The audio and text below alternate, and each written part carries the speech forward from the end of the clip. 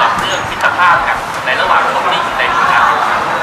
การรู้แพ้ชนะหรือว่าภัยไม่ว่าจะเป็นการกีฬาหรือการเมืองเนี่ยควรจะเกิดขึ้นรวมไปถึง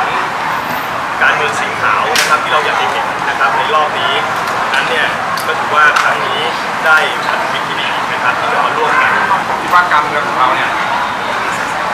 น่าจะเป็นอย่างนี้มานานแล้วทำสิ่งที่ดีๆนะครับไม่ได้พกพาข้ามฟันครับ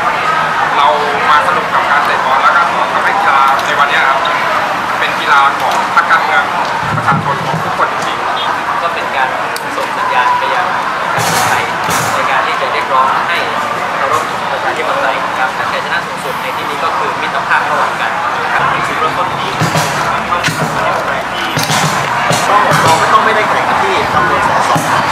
เราไม่ต้องเอาโจทย์ว่าเกรดกระทรวงไหนเกรด A เกรด B นะครับแต่วันนี้เราอยากจะยึดหลักว่าพี่น้องประชาชนครับจะได้ประโยชน์อะไรเป็นหลักก็เราเป็นอย่างที่ทุกคนทราบกัน